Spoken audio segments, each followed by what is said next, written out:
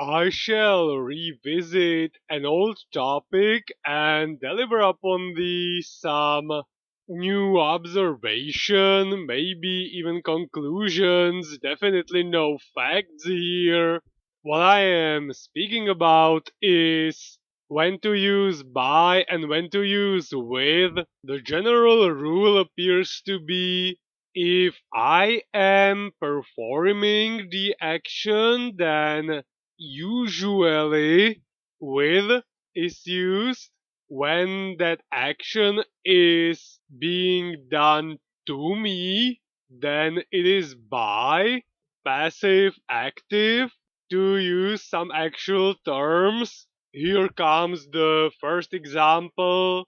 You surround yourself with people who understand you, while in some rather unfortunate scenario you get surrounded by the police. But there is another example that to an extent goes against the general rule.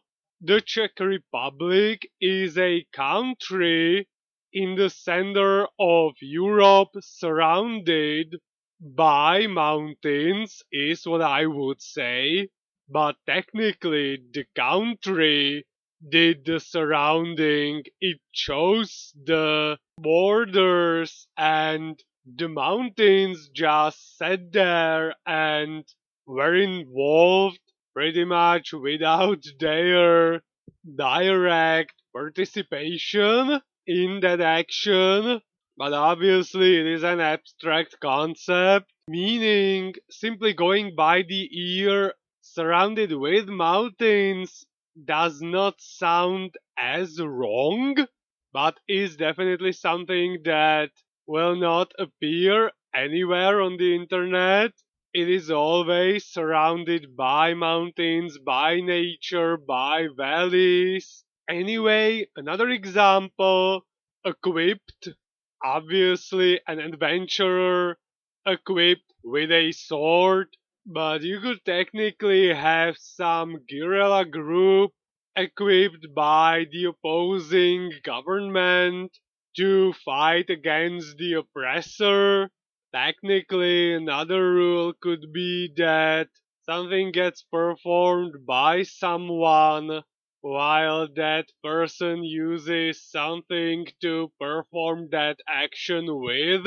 But honestly, it is not always so. However, it is something to work with, and honestly, my brain needs all the help it can get. A quick warning, I do not know anything. What I say should not be taken as me trying to educate anyone, although I am attempting to study. That is only for myself, and these serve as reminders, mere reminiscing attempts at correcting some bad habits, practice, and revision. What I truly want to say is do not listen to a random Neanderthal in regard to proper grammar. This time it was just this topic. Next time I think I will only do storytelling for a change of pace, as despite me getting more into the English grammar and those problems, I still have a lot to say about my own stories and how I want to handle certain conundrums that I perceive within storytelling. And now for the penultimate episode of Rapid Arrows. This one being a true roller coaster of emotions, but it definitely showcases the characters and their personalities. Nevertheless, we have to begin well at the start with something that I personally quite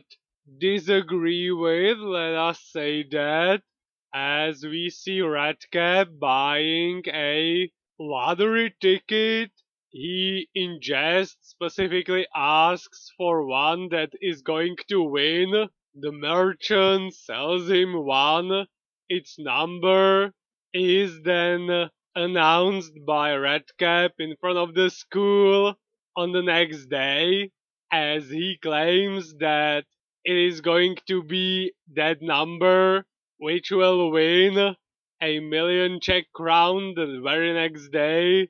And one of his classmates actually writes the number down for when he sees Redcap as he passes them by on his way back with groceries. He wants to possibly innocently make fun of him, so he takes out his notebook, asks for that number again just to confirm.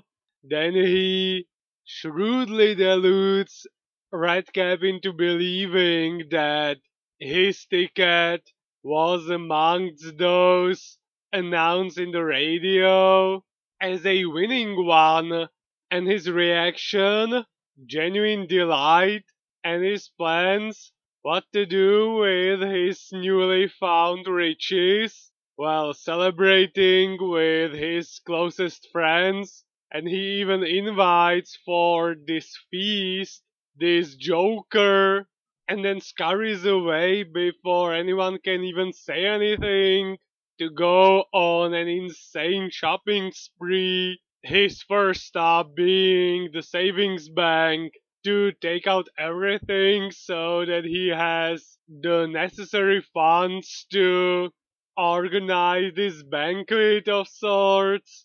He even explains to the employee that he has won a significant sum of money and wants to celebrate with his friends. It is not a million, it is 10,000 Czech crowns, but back then that was quite a lot of money, especially for a young boy. Well, it would be if he had won.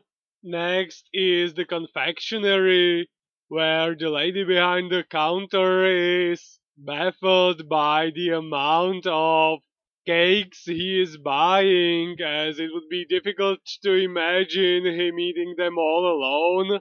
But he once again, all elated, explains to her that it is for him and his friends, and what they are commemorating is his lottery winnings. He can just barely carry all those boxes as he has them stacked in his arms, almost reaching his signature red cap. What he needs next is lemonade. He buys so much that he needs a hand cart. As he is taking his plunder back to the club room, he meets two girls who are again perplexed by the sheer quantity of bottles in his cart.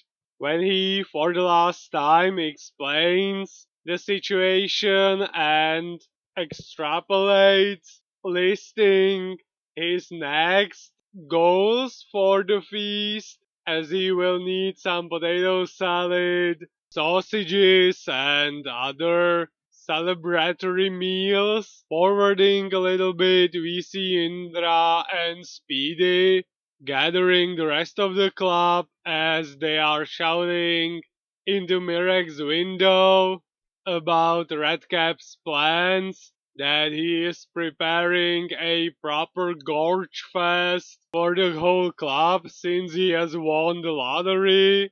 But then when the entire club gathers, before they enter their club room, John, the boy who started all that in the afternoon, is waiting for them and confesses everything as he is crushed by guilt because the poor boy spent everything he had on this celebration, believing in that joke.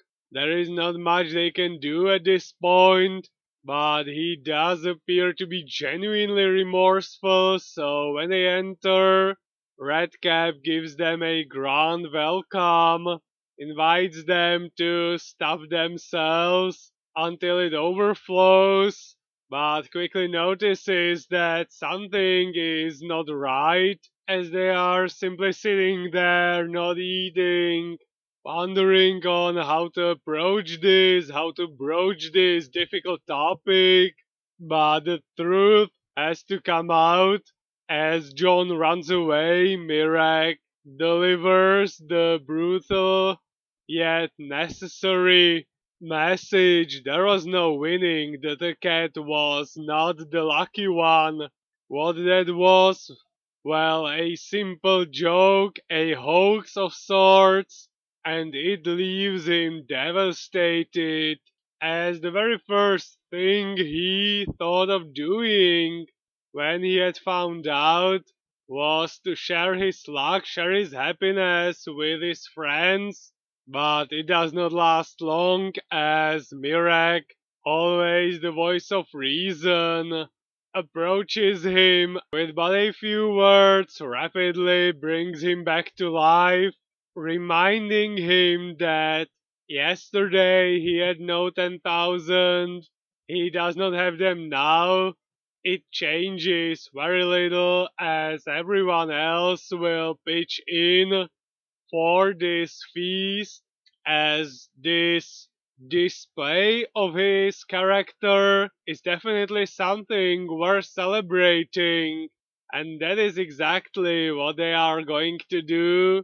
For despite the hiccup in the last panel, we can see them smiling, laughing, stuffing their cheeks, for it definitely is a time to drink and eat sumptuously, rejoice, and enjoy life in general. So, good intentions, happy ending, and the next video will be the last chapter of the comic, and then it will be a whole new beginning with the three books, plus more about the other stuff.